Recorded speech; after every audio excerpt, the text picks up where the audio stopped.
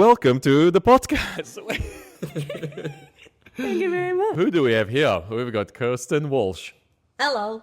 Hello. Wow. It is so good to have you. It is so good to be here, finally. Thanks for making it happen. Oh my God. It's been like, I think you and I have known each other for quite some time. Since I got into the wedding industry, I've met you pretty early on. Yes, I was very lucky to be here early on. It's like very lucky to have met you.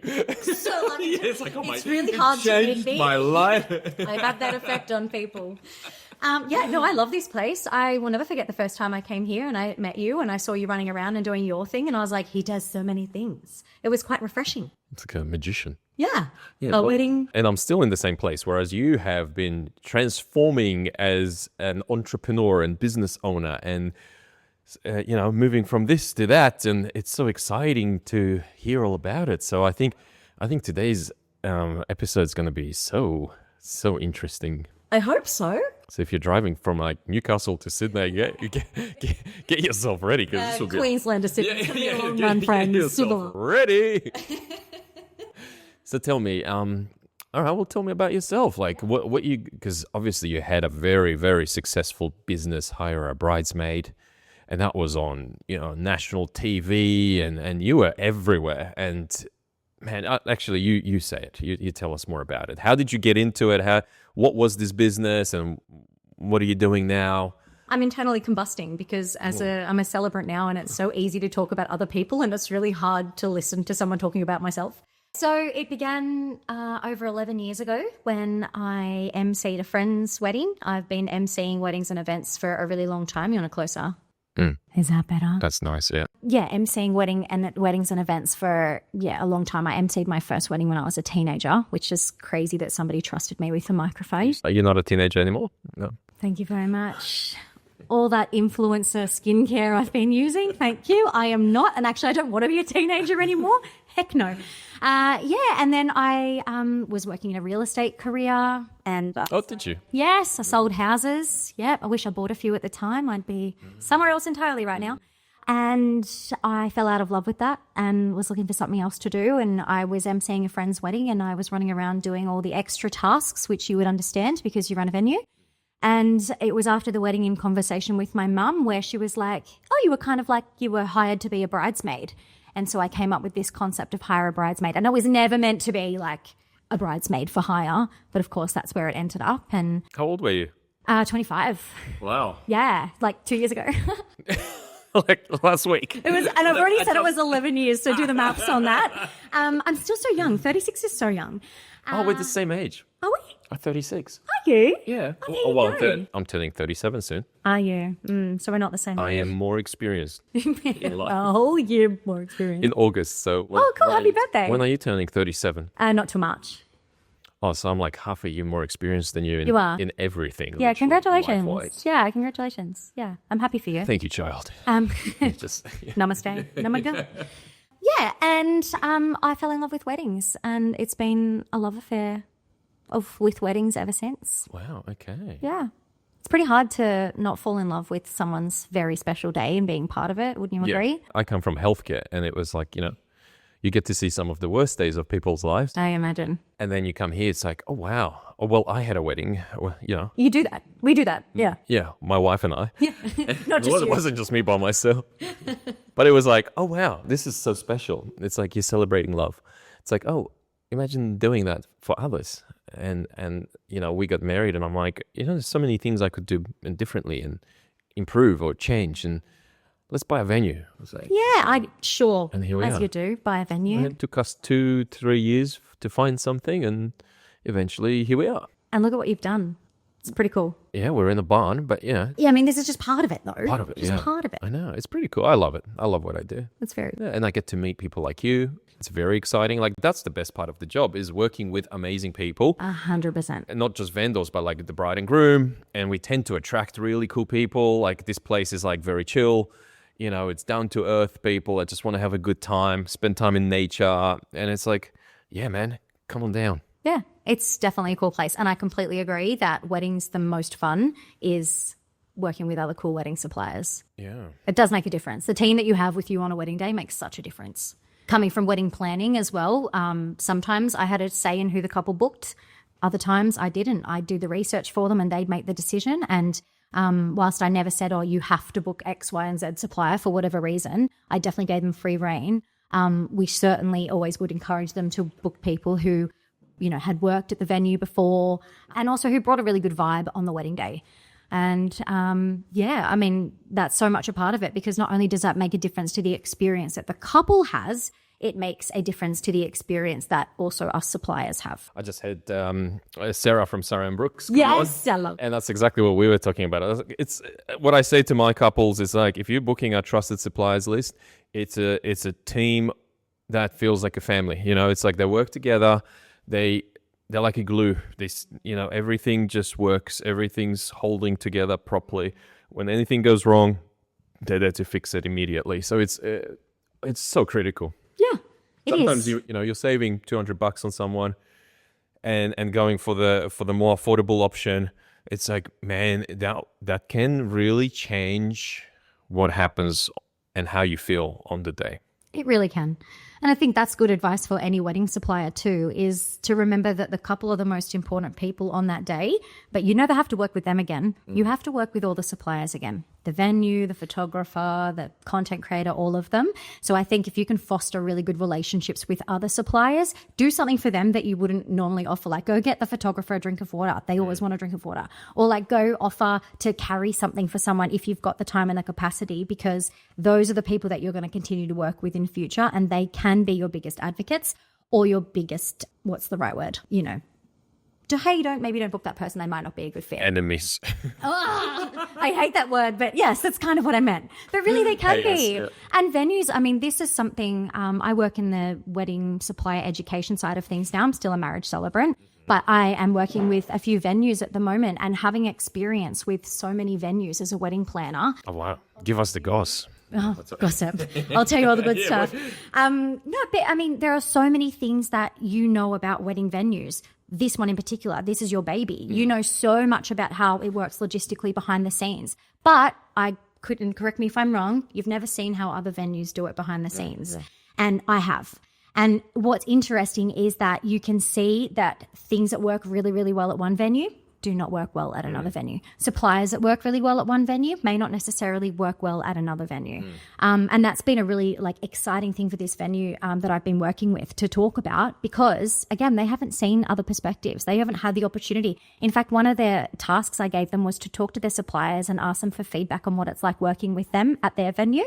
It's scary. And I know we're talking about venues and that's scary because you have one. And you run one and you run it so well. Like, my feedback for you is you guys are awesome and you do go above and beyond for couples, and that's so obvious. We don't have to improve. No. Look, there probably is room for improvement. I haven't seen your admin side of things. Like, maybe there's improvement there. But this venue owner in particular, they're like, yeah, we want to go above and beyond for our clients. We want to show them that we do things bigger and better. And we also want to show them that the money that they are paying is worth it. And we want to provide value. And so for them, it's been really insightful to see, okay, well, how are other venues doing it and how can we make a difference? What's some of the learning experiences? What sort of things could you improve? Well, this goes for all wedding suppliers. Absolutely. Communication. Yes. We can all be better communicators, myself included, even though I feel Can you be any better? Yeah, it could be. Yeah. Jeez. I mean, the feedback that a lot of celebrants, that I hear about a lot of celebrants from couples is that when you meet them, they're your best friend and you go, that's my person. I have to book them for the wedding. Then you don't hear from them for a while. Yes. And then you have a meeting, you're like, oh, we're best friends again. And then more time passes and they kind of like, oh, are we important or whatever? And then you hear from them again and then it's almost your wedding and it's exciting. Okay. But what if that celebrant, or insert supplier name here, was more proactive with their approach to the client and reached out for check-ins, not expecting anything in return? You don't want to be annoying. But what if you were the one reaching out and going, hey, this is what I would recommend doing at this point of time. Do you want to have a meeting, yay or nay? So you mean like automated CRM email templates? If you can. I need to do more of them. Why not? I just didn't want to be too annoying either. Like, hey guys. I don't think a venue can ever be too annoying. Okay. I think the venue. You haven't met. Yeah. True. I haven't been married yet. Hey so I don't guys. know. Actually, take that back. I think, Lucas, you could be less annoying. I tried calling you 5 times today. Actually, if you had to No, call I'm people. joking. Oh, okay. That's a them problem if you have to call 5 times and they don't call back. And it's not things like, because often we're chasing them for a payment. Like we send them an invoice and then they haven't paid it and we're chasing them up. Or we've sent them because we need a floor plan. Or we've sent them an email because we need to know their guest list and seating chart, like now, you know? Yeah. What if we were touching base 6 months earlier to say, hey, wedding planning's tough. How are you going? Have you booked these suppliers yet? I've just found out that so-and-so supplier is available on your wedding date just in case. Or something like that. Who haven't you booked? What can I help you with? Do you want a quick 5-minute phone call? So there will be a balance about in automating it and then personalizing it, where you couldn't make it too personalized every single time if you have so many clients. Correct. But it can be personal enough where you can adjust, I think, some of that. Yeah. Is that what you mean? Yeah, if you've got the time. If you have a lot of clients and a lot of bookings coming up, it's going to be too difficult to do. There is a way to word your messages so that they seem personal. And if a couple were listening to this, I would want you to know that just because it's a template email or just because it's an automated email doesn't mean the supplier doesn't care about you. In fact, it means that they genuinely do care enough about their business and you to make sure that you're having those check-ins so that even if their life is crazy over here, because that's what happens, we're all humans at the end of the day. My life is crazy, just had a 3rd baby, I've got a lot going on. I'm still finding time to make sure that you're being looked after. So I think communication across the board is probably the biggest bit of feedback I hear from couples. And when we really dig into it with other suppliers, it's where they uncover that, yeah, they probably could be doing better. I agree. If there was one thing, I think that's one thing we could always improve on.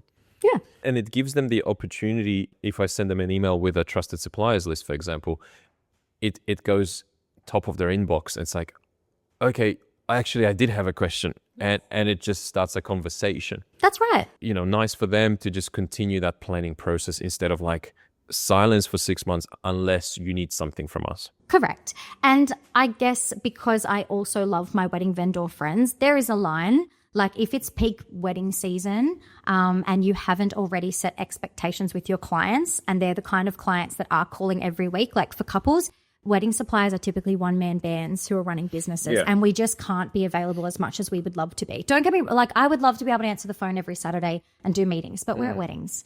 Every Friday we're at weddings. So it's trying to fit in with that one-man band schedule or 2-man if you've got people doing other things, but typically it's one solo person. So as a business owner, communication is important, but also setting expectations for communication from the start. So like, hey, I am going to check in with you. They might be automated. I just want you to know that, but it's because I care and I want you to reach out. You can reach out to me anytime, but also be aware that during February, March and April every year, I'm chockers. So my response time might be delayed. But I think if you set that expectation from the start, like my clients, when they book me to be a celebrant, they know that I'm going to reach out to them at certain points. They can reach out to me anytime if they like. But again, during busy periods of time, I may not respond as quickly as you would like, and I'm sorry in advance. I need to take notes. This is fantastic. We can chat about it later. I can be your consultant there. Yeah, sure. I'll move in. Did I see a sauna out there? That is a sauna. I'm moving in. Yeah. You can do a quick... Into the sauna. Yeah. There's an ice bath next to it. You can... Oh my God, no, I'm not moving in. No, it's winter. We're not doing the ice bath. I'm not doing that crazy stuff. That is such a good idea, is to set expectations about communication. And would you recommend doing that in an email form? It's like, hey guys, this is, September, October, November, super busy. So if you're expecting me to get back to you straight away, hey, I've got that many weddings that week. Usually I don't get back to people until Tuesday or Wednesday the following week. If you can follow through on that. Like if you can say, it's busy season, my response time is now 5 business days, and then actually follow through on it, because that's the thing. They'll plan to in their mind, okay, I'll hear back from Lucas within 5 business days. If you don't, they're going to be disappointed. Another option would be leaving the door open. My responses are slower at the time. My admin days are X, Y, Z. Or a simple, and this is what I do, set an out of office when I'm at weddings, particularly during busy season. So not all week. I don't want them constantly getting this stupid automated out of office, but setting an out of office on your email that says, hey, I'm at, if you don't want to use the client's name, K and A's wedding this weekend. I'll get back to you next week. You don't have to commit to a day, because if you are a solo business owner and you've got a family and you've got a life, or maybe you have a part-time job as well, you don't know when you're going to be able to find time to get back to them. But at least you've said, hey, you've acknowledged that they've emailed, they've got a response, they know that you're going to get back to them. Great advice. My goodness. What else? Oh my gosh, what do you want to know? Communication was one. Yeah, that's important in every aspect of our lives, isn't it? Being able to communicate well. Just ask my wife. Ask my husband. Oh, I'm not practicing what I preach. I think, and then asking for forgiveness when you, owning up when you do something wrong. Okay. On the line of communication. Is this the feedback you are getting from couples? Sorry, you go again. Sorry. No, you're spot on. That's where I'm going. I think everybody, including ones that you didn't think went well, like if you have weddings that you're like, oh, that wasn't my best work, send them a private feedback form. No, it doesn't happen to me either. But if it were to happen, the wedding, for some reason you're like, I've got a weird vibe, I know they were happy on the day, I'm not sure. You don't have to send them your Google link. You don't have to ask them for public feedback. You can ask them for private feedback. And I think that's where we all learn to grow. And if you aren't doing that for whatever reason, I think we all want the Google reviews, right? We all want the 5-star reviews. I would argue that we want the negative, constructive feedback just as much. Because if you are doing something wrong and you keep doing it wrong and you don't know, how do you fix it? I love feedback. I've been very, very lucky over the years with Hire A Bridesmaid in my previous business, where I had a team going to weddings, and I, as the business owner, would reach out, and it's kind of cool because it's a third party, so they feel like they can tell you everything. Say, hey, how was your experience? It was automated. I didn't have to think about it. It was automated, and I'd either get an email back with great feedback and some constructive stuff, or I'd get a 5-star Google review. Was this a survey or an email or? I just did it in email format, and then the final line was, and hey, so here's our Google review. If you thought we were amazing, please click here. If it wasn't amazing for whatever reason, I want to know because I want to improve our business and do better for future couples. Just hit reply to this email. Nice. Let them type it out. Send me a voice note. Love a voice note. Actually, I hate voice notes. Do not send me a voice note. I will cry. So annoying. I send them, but I don't want one in return. You know? You sit there listening for 10 minutes. Can't even skip it. Yeah. Sorry, Mum. Next chapter. Please stop sending me voice notes, Mum. I was just reviewing your recent reels about... Oh, yeah? Let's stick to a bit of a structure. So we were talking about... oh, here we go. I have ADHD. There's no structure in we've anything. just jumped 10 steps. We'll Hold on. in 3 to 7 business years. So you were a Hire A Bridesmaid. You had this business and it was amazing. You've now sold it. Yes, I sold it last year. Successfully sold it. Yeah. And now you're doing consulting for other businesses. So you consult on how they can improve in various aspects of what they do. Yeah. So like one of the reels I just saw was, how do you attract dream clients and how do you market your business? So before going into your paid workshop, just tell us now, just... Sure, here we go. Thank you for mentioning that reel because I spent a whole 7 minutes on editing it. So I appreciate it. Well, there you go. It's great. We can't all be professional video editors. Okay, thank you very much. Please, if I started editing this... Could you imagine? I am really passionate about helping small businesses stand out online. And standing out online is really, really hard if you feel like you are just one of many. And as I've already mentioned, wedding business owners are typically one person or a few people structures. And so it can almost feel personal when the bookings aren't coming in. I'm working with a small group at the moment in a coaching, in a coaching, what's the right word? Environment. Thank you. I'm coaching a small group at the moment. And the thing that keeps coming up is I feel like I'm doing all the things, but the bookings aren't coming. And the question is, I get that you're doing all the things, but are you doing them right? Are you doing them in the right places? How are you doing them? How are your words coming out across? Are they meeting your dream clients where they are? Marketing and messaging is so much a part of any business that if not done correctly, you can feel like you're throwing stuff out there in the void, money on Google Ads, on boosting things on Meta, and just effort and feeling like you're getting nothing in return. And that can be really disheartening, particularly for small business owners. So because I kept getting this feedback about, well, I feel like I'm doing all the things and none of it's working, I decided to run a workshop, basically just to help people really uncover who their ideal clients are, really get to know them, and beyond that, understand where they're hanging out online or in person, and understand the psychology of where they're at the buying phase before they book you in whatever supplier category you are. Like venues are typically booked first. I would argue that celebrants should be booked next, but they're usually not. Like the bit about, oh, that's right, we need to make our marriage legal happens further down the track, and that's okay. So understanding where they are and finding a way to get to them at that point. And the benefit is not just to the business, it's to the couple as well, because your dream photographer might be there somewhere, but you just haven't seen them because their marketing is missing the mark, for lack of a better way of saying it. So what do? You review the business, you look at the gaps, you analyze their processes and the forms? Yep. In a one-on-one, I would do that. I do lots of one-on-one sessions and small groups where we unpack all that together. And we kind of unpack and then unlearn everything we've learned about business, because our clients are not the same person now as what they were 2 years ago. They're different people, they're different ages, they do different things, they like different things, trends have changed. And again, all of that is to the benefit of the couple, really. Like, I want you to have your best suppliers for your wedding day, who fit your budget, who fit your vibe, who are going to deliver what they say they're going to deliver, and follow through on their promises. Awesome. I want that for you. Okay, so wedding businesses, what do we need to do to make sure that we're doing all those things for our clients? That felt like a mini lecture, sorry. No, I love lectures. No, that's great. Sit down, take notes. I get that all the time from my... Oh, yeah, you're married. No, yeah, please. So it feels like a morning breakfast. Yeah, right. Okay, so TikTok, is that something that a lot of vendors are missing out on? Is TikTok just one thing that is a big, there's a big marketing engine, and TikTok is now becoming one of those things? Yeah. Or is this now the primary thing? Or what are you focusing on as a marketing consultant? What you like the most, which platform you like the most is where I would suggest. So what do you like the most? Which platform? Instagram. Cool. So that's where you would focus. But what if my dream clients are not there? They are.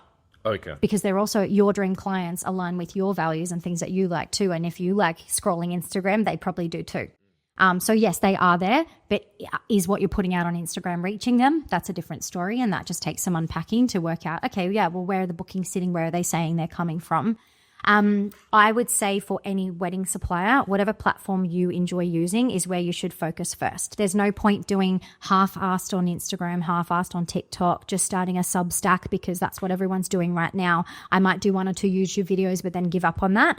It's pick one that you like using yourself, that you feel confident using yourself, and really nailing that. And when the messaging is great on there, then you branch out to something else. It can be really tempting as entrepreneurs and business owners to be like, I want to do everything, but do one thing really well first, see the rewards, and then you can move on to something else. What if you like Facebook? That's good for you. It works for some businesses. Facebook is an older generation. Yeah. So Facebook is where people go for advice from wedding groups. Yes. So couples are definitely there. Yes. But most wedding groups you're not allowed to advertise in, and fair enough, because that can be really overwhelming. For couples, that's not what they came there for. Yeah. They want genuine recommendations from somebody. If you've got really good past clients who are happy to give your name out in wedding groups, fantastic, good for you. With Hire A Bridesmaid, that was one of our biggest referral points, was from Facebook groups, which was so exciting. But I think Facebook as a tool for a business, it's changed a lot. You might actually connect with Auntie Sharon or the mum, or you might bump into a friend of a friend. Oh, my friend does this, if anyone's interested. I wouldn't say it's the best lead magnet place at this point in time. Yeah. But there are some places that are like, I get all my work from Facebook, and whatever they're doing is working for them. And that's because they've chosen that platform. Especially if you're attracting that demographic, like your business might be That's right. targeting that. So, and because Meta is combined with Instagram, they do WhatsApp too. The three of those things combined can work really well together if you put the right messaging out there. So they could actually see you first up on Instagram, and then they're just scrolling through Facebook Marketplace and your ad pops up there and it's just a second, oh, that's right. Or they could have found you on Instagram and then someone mentions you in a Facebook group, like Wed Chat's a really good one. Or like South Coast Wedding Planning is another, like really, there are a million of the groups. The good ones are the ones that have the most amount of people in them. And then it's just, those more touch points give more trust, more credibility to your business. How many times do they need to see you before they gain that trust? It used to be like 7 to 8 times. Yeah. That was about 15 years ago. Then it went up to 15 times. I think the number doesn't necessarily matter if you're touching them well. But that's not the messaging that I want to send. At least you didn't say what Ellie said from Oberon last year. What did she say? I love. Someone throwing confetti up at the bride. It's like, Yeah. and then you just see her deep throating throughout the whole thing. It's like, yeah, well, we definitely don't want to that Deep drink. throating. It's better than double fisting, I guess. Well, this Not with, conversation. not with confetti. Oh, confetti. God love it. I love to hate confetti. Oh, we've spoke in detail about I bet. confetti. Do you allow confetti here? Various types. So things like fresh petals, dry petals. Yeah. Some of them. Yeah. Bubbles. Very cool. Underrated. I feel like it's so cool. Less cleanup, but it just hangs in the air, so it's very beautiful. But everything else, like especially biodegradable stuff, oh my god. It sounds good in theory it sticks until to it your shoes. sticks to everything. Oh, and then imagine trying to like go up to canapes and you're like spreading it everywhere. It's like, It's a hell of a cleanup as well for the venue. Like that's step one is why I would say don't use it. The second step is it sticks to everything. It ends up in every. I Yeah, remember on the getting dress. undressed at my wedding 2 years ago. We had yeah. like Oh, you colourful. used it. Oh. Yeah, the venue let us, crazy people. We were grateful. We had a really colourful wedding, so I wanted colourful confetti. of course you did, yes. Of course I did. And I remember getting undressed that night and going, oh, look, there's confetti everywhere. And like the colour from it had come off on my skin. So I had like blue and pink and like, It was like a second confetti party. it was wonderful. Way. And then I went immediately to sleep. Immediately. Okay, well, whatever you did, we're not going to No, go I was into. immediate to sleep. Oh, okay. All right. You I mean, have enough it's not. energy to do it's that not at a their podcast wedding. about your wedding night. It's No. fine. Whatever you did, you've got one child. Let's. I was already pregnant with him at my wedding, so job was already done. I was exhausted. I'm like, sleep. Fair enough. What were we talking about? Oh, who knows? Your ADHD is just It does derailing this. me very. We were talking about, we talked about why do you have confetti and why not? There was an actual conversation happening about marketing and Instagram, Facebook. Oof, we went way deep into a hole now. We really did. So how do you? Okay, so you choose a platform. You decide what you want to job. do. Yes. Well done. Thank fuck. Thank fuck. Wow. You. Taking the tablets. Oh my God, please. That's the end of my listeners. We were talking about Marketing messaging. marketing, messaging, and choosing your platform. So what about like meta ads and paid ads? And do you believe in that? Do you use it? Yeah. Yeah. Yes and yes. And how does that work to be effective too? Because I Yeah. know you can boost a post and often it just goes nowhere. Correct. How do you make it very targeted, very specific and helpful for the business? It's not an easy answer, unfortunately. It begins with really knowing who your ideal client is. I keep coming back to that because it is so important. If you don't know who your dream couple is, who you want to work with, if you just go, I will work with anybody, you'll attract nobody. So knowing who exactly it is, where they are, what part of the journey they're in, what upsets them, what's painful about wedding planning, what's annoying them, and answering those questions is the best way to make your ads work. If you have a piece of content, like I have some things that have gone semi-viral on TikTok, semi-viral. I think my mum and 5 other people were 17 million. yeah, not millions, but the tens of thousands.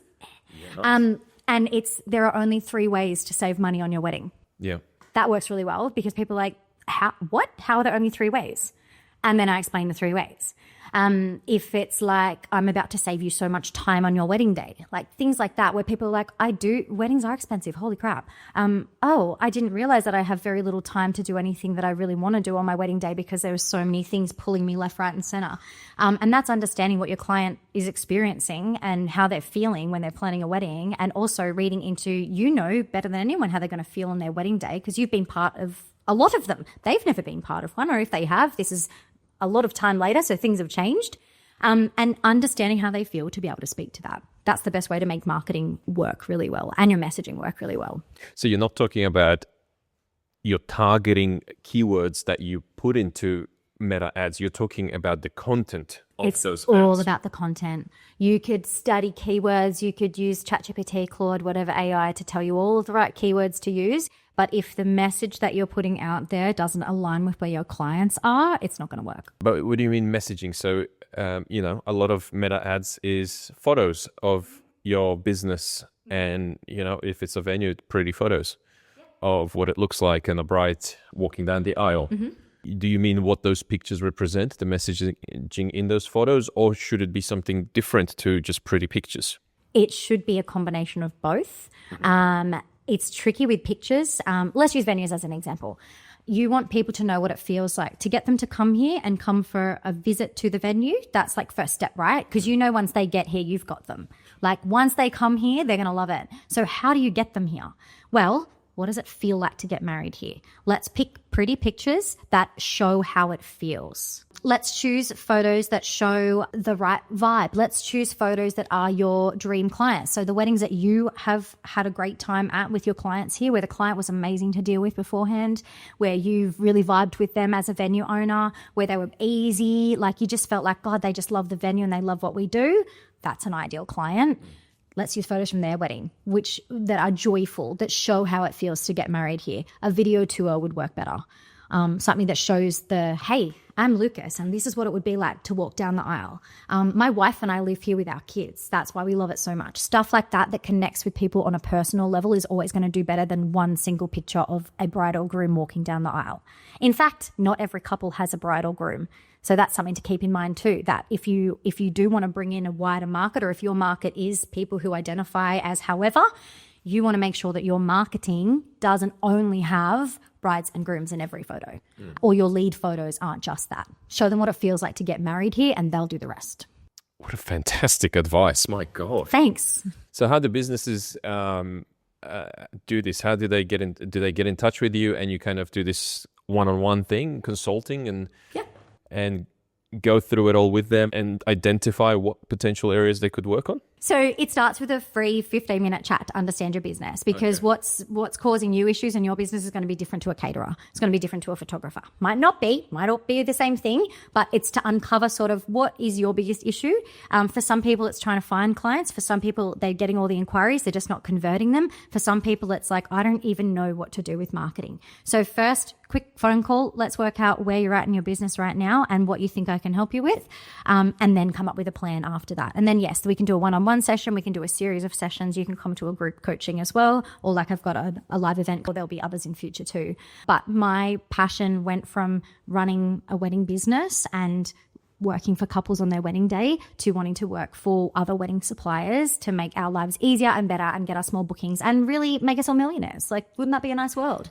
We'd all do so much better business if we had a gazillion dollars. That would be nice. Yes, like we actually would. So the more money we make, the more freedom we can have in our business, the more time we have to work on our business rather than constantly in the weeds. It's a better experience for the couples and other suppliers too. And that's my dream. Basically, all wedding businesses should be millionaires. What a dream to have. And, that's a goal I would be willing to to follow you for. Great, come along the journey. Yes, perfect. Yes, please, thank you. This is a big turn from what you used to do, just being a business owner and running a business to now teaching others about how they can improve theirs. Yeah, I've changed. I'm a different person. I became a parent in 2024 and I gave birth to my son, and 6 hours later I was in the hospital bed on my laptop. I had 36 weddings from September that year until Christmas, and I had a newborn, and whilst I had a team that was going to be managing them, I was still the owner of the business, and I hadn't really considered how much I was going to change. Yes, everyone goes parenthood will change you, being a mother will change you, but it changed who I am to the core. And I had to make a pretty quick decision on what I was going to do. Was I going to continue to hope my child would go back to sleep so that I could get on my laptop? How sad is that? Or would I make some changes? And the decision I made was to sell the business. Thankfully, one of my team members bought it, which meant there was very little training in it for me because she was already amazing and understood the business. And I was ready for a pivot. And I've always loved business. That is my thing. I've always, I set up Hire A Bridesmaid from day one to eventually sell it. Even though if you'd told me 5 years ago I was going to sell it, I would have laughed in your face. But I set it up from day dot because I wanted to have that option when the time came. And that's what I decided. It's not working every single weekend. And I was working every single weekend, doing multiple weddings on a weekend. It was pulling back. So now as a celebrant and MC, I only do 2 weddings per month so that I can spend the rest of the weekends with my family. I know, my lucky family. And during the week, on my time and on my terms, I've set up my business where I work with wedding businesses because I've been there and I don't want anyone to end up where I was going, actually, maybe I resent this business that I've built. or it doesn't suit me in my own personal life stage of where I am right now. And yeah, I'm a different person, and I think I'm a better person because I've been on this journey of the last 2 years of learning who I am now as a mother and a business owner, and what I'm passionate about. That's sick. That's awesome. That's fantastic. Thanks. I mean, and I've seen you going through that journey over the last few years. Like you've been coming here in different roles while undergoing these changes, and like starting off as a Hire A Bridesmaid, celebrant, and it's like, and now business coach. And it's so beautiful to see that growth in you and the value that you're adding to the industry now. You're sharing it with others. It's like, wow, what a fantastic growth. And all of that so that you can spend time with, your family more, and which is what is the most important thing ever. Yeah, well, it's the goal, right? I think we all want to just have more free time to spend with our families, and it's not the reality for a lot of business owners, not just wedding business owners, but weddings are usually weekends. And if you have a partner or a family who are at school, daycare, work during the week, when do you find time to spend with them? And so for me, I, set up the business in a way where I can only work during the week if that's what I want. If I take 2 weddings a month, they're usually on weekdays because that's what I've worked out I can manage. And it means I have weekends with my family. I feel like that for me was always the goal. It's just come about in a different way. I think there's a lot of business owners that would get stuck at that point where it's like, I built this business and it is hard for me to get out. It is hard for me to have free time. It is hard for me to spend time with my family. Yeah. I'm too scared to hire anyone, or I haven't created a model that allows for that to happen. And a lot of these business owners would then get stuck in doing something that they are not passionate about anymore. And it's not a nice place to be. And I think the question that you mentioned of, I've planned my business for sale from day one, just in case I sell it one day, is definitely not something on most people's agendas or back of their mind when they're starting or running a business.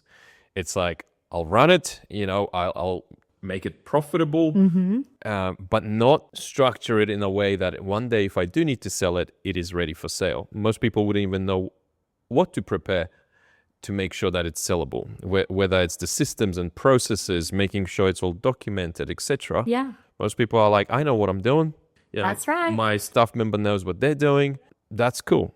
But if you were to sell it, all of a sudden, the buyer would be asking all these questions. And if you haven't got a clear structure for that, you're a bit stuck. Yeah, I think you'd really struggle to sell a business that wasn't set up properly. You don't have to do it from the start. I came from a business real estate background where I was essentially running my own business within a business. So for me, it was really important to have systems that supported me. I also really like free time. I love to do nothing. And so for me to be able to do that, I needed automations and systems to support me in that. I think if you're in a business now where you haven't got that set up, it's not too late. You can do it. Not because you want to sell it one day, just because and this is horrible to think about, but if something happened to you, how does somebody else step in and take over? Like if the worst were to happen, what's your backup plan? And that's not something I want you to linger on, but have a think about, okay, well, yeah, I am feeling like I'm young and healthy enough and I want to do this for the next XYZ number of years. Awesome. Good for you. But what happens after that? And setting up a system now, even though it might be time consuming, you don't have to do it all at once. You can do one thing at a time. Can buy you that freedom, not just now, but in future as well. I think that is critical. And I think let's go dark now. Oh, yeah, let's go dark. Let's go dark because most business owners would not think about what happens if something happens to me. If something happened to me tomorrow, what happens? Is my business able to function without me? Is my family going to struggle trying to support that business? What are my clients going to do if that happens? If you never ask those questions and you don't have clear answers to them as to what will happen, it's going to be a struggle for your wife and kids. It's going to be a struggle for your clients. Finances, are you insured appropriately? If you take deposits from clients and then something happens to you and you can't provide the service and those deposits need to be paid back, do you have the cash flow sufficient enough to do that, or insurance to cover you for that? Yep. Those are the questions where it's like, man, do you have life insurance? I feel like that's the biggest, scariest thing to think about, but it is something that if you have any debt, if you have a business, if you have a family, if you have any debt, you need to have some sort of life insurance or other insurance. Do it for them. That's right. My husband and I have actually just set that up properly. We had some insurance in our superannuation, but it definitely wasn't enough. And I didn't even think about it. I just went, oh, well, if he were to pass away, we'd be fine. And I'm like, actually, that wouldn't even cover a year's worth of expenses. So having those conversations, you don't have to have them with someone else, but if you are coupled, it's a great person to have that conversation with. If you have children, I think you have to be having that conversation. And if you do have a business where, like you've said, you've taken money from people and you've promised them something, even just knowing, okay, well, if something happens to me, I know my assistant knows that they have to contact this one celebrant in this chat, and she will put the feelers out to get someone to cover that wedding. As a marriage celebrant, you have to legally have a backup plan. Like when you do your course, they make you do it. So if you ask a celebrant, they'll be like, oh, I know exactly what I'm doing. But most business owners don't, or they don't have an assistant and they don't have someone that they can lean on in that horrible, horrible situation. And it's never going to happen, right? Like it's literally never going to happen. You're going to live a very long life and nothing bad is going to happen. But what happens if you wake up one day and you just go, I physically cannot keep going? Or mental health, that's a big one. What if one day you just go, I cannot keep going? You need a backup option where you can just pull the pin on that and look after yourself for a while. Wedding business owners are the only business owners or the business operators I know that will turn up at someone's wedding day the day after their mum's funeral, or the week of something bad happening in their family, or with hopefully not COVID, but like being sick. We don't get the opportunity to lay in bed and wallow. It doesn't happen. And that's the thing. It doesn't necessarily be me. It has to be you dying. It can be you being very sick. Correct. You can get a very bad flu and you can't operate for a number of weeks. Yeah, an extended period of time. In October, November, when you have multiple weddings booked. It's like, do you have a plan for that? And if you don't, think about it, because it's probably something that's sitting in the back of your mind, but you're like, oh, it should be fine. It's like, well, what if it's not? What if you break a leg? That's right. What if you break a leg and you need to have your leg to do your job? Yeah. And it's all well and good to go, oh, no, it'll be fine. I've got a friend I can call to help me with that. But what if it isn't just a leg? What if it's something much worse? Is it my ADHD and Virgo personality that I have a folder of what happens if I die and who to call? No, that's right. That's accurate. Yes. So it's like, my accountant's name, my lawyer's name, for my wife to just go, tun, tun, tun, tun, tun. It's like, these are our structures. This is what to do. These are the passwords to get into things. Because if you don't know how to get into things, good luck. I mean, it's a conversation for anyone at any stage of their life, really, not just as a business owner. It's particularly important for couples who are getting married. I'm not a lawyer, so I can't give legal advice, but once you're married, any will or anything that you had prior to that doesn't matter anymore. Actually, I should probably fact check that, but I'm fairly certain as of last time I checked, once you're married, I'm not a lawyer. You look like thank you. It's the blow-dried hair. Once you're married, everything like that, that wipes it all out. That's why getting married is such a huge it's a legal thing. It's a massive change in how you are legally structured as a person. You're no longer an individual, you're a couple. And so for anybody who's getting married or changing any big part of their life, you should be looking at, what happens if the worst were to happen? This conversation got real dark real fast. Wow. I feel, though, there will be a lot of people finding a lot of value in that. I hope so. Because I think it's something that every business has to have, a level of insurance and plans for what happens. Oh, God, if you do not have business insurance. And which podcast talks about that stuff, And it's not necessarily death. What if it's COVID again or some sort of a catastrophe where things get closed down for 2 years? It's like, okay, people are asking for their deposits back or a fire breaks out and your place burns down. Do you have insurance to then, all right, a fire breaks out. You have 50 weddings booked that year coming up. A lot of them paid their full payments or deposits, and fire breaks out. Yes, you're insured for the building costs of repairing it. What about your wages during that period? What about the payments you need to pay back to the couples because you will have to, because you can't provide the service. Let's say it's $300,000-$400,000. While your business is not functioning right now, it has burnt down. No income, and you've got a ton of outgoings. And now you have to pay money from a business that is not generating any cash flow for a extended period of time. Do you have a plan for that? And if you don't, well, you can be in a lot of trouble, Or if something happened to you while this was happening, and you leave that problem for your family. It's happened. Look at Kangaroo Valley Bush Retreat. We had those bushfires in 2020, 2019, 2020, and it was horrible. Like, people lost their whole livelihoods. Not only did we lose actual human lives and people's houses, hoses, probably lost hoses too, their homes, we lost all those animals. People lost their entire livelihood, their businesses.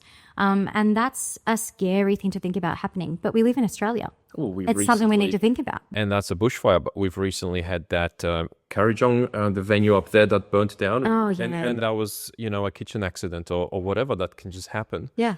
And all of a sudden you're out of business. And couples are calling asking, hey, what's happening? It's a horrible thing to think about, but any business owner should consider it. And I think particularly if you're a solo business owner or it's a 1 or 2 person operation, you need to think about it even more. Yeah. Because there isn't somebody that automatically knows what to do. It does increase your insurance premium. It does go up. But if you can sleep at night knowing that you're covered, if you're a business owner out there, a wedding venue owner that hasn't done that, feel free to reach out, because we've done a lot of work on making sure that whatever happens, it is covered. I think you could set up a scrapbooking night where you put that binder together. Everybody bring your passwords. I won't read them over your shoulder. But tell me your mother's maiden name. What do we glitter in your guy? Seriously, but for wedding business owners, I kind of like that. Well, it's important. Like, what do you need? Yeah, what do you need? Let's do a death folder. Where a death conference. Oh my God, no, we're not doing it.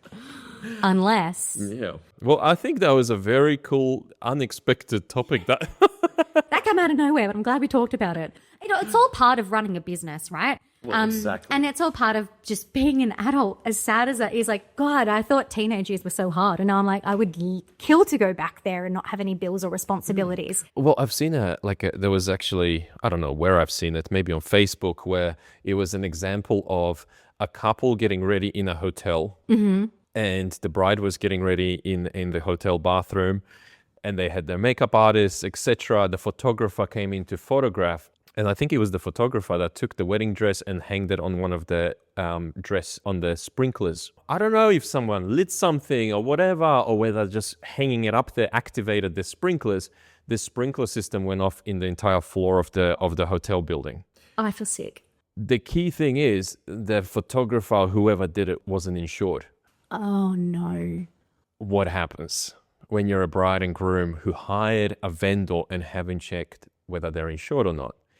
Who covers the costs of this and the damages that makeup artists had to have products? Oh, God. Hundreds of dollars worth of products. Oh, the thousands. Dress, the hotel bed sheets and different rooms and what other guests. I've never heard that story, but that's scary. That's pretty, yeah. If you're an a solo business owner too, talking about business structures, I'm not an accountant, but if your business isn't set up properly as a company, if you're a sole trader, you can be personally held liable for those sorts of things too. That's your house gone, that's your car gone, that's your equipment, that's everything. So it's definitely something that you should be thinking about if you're not already. And if you're not covered and just living on a hope and a prayer, take this conversation as the chance. And it's not just sole trader. If you're a company and you don't have structures to ensure that your funds are not just within that company, if you cannot funnel that anywhere else, your company will be responsible for anything, which can be an issue as well. So it's a huge problem. Which, if all your assets are tied up to that company, that can mean horrible things, and never being able to do business again. And if that's your only way you know how to make money, what do you do? That's the scary part. It's if that is your sole income and no one else in the family is working, you need to make sure you're protected. And if any of the insurance companies would like to sponsor this episode of the podcast, we are open to sponsorship. We're looking for sponsors. Absolutely. Yeah. I don't have a death folder, but I did, like I said, my husband and I just set up our life and TPD and income protection insurances properly. It was easy. What's TBD?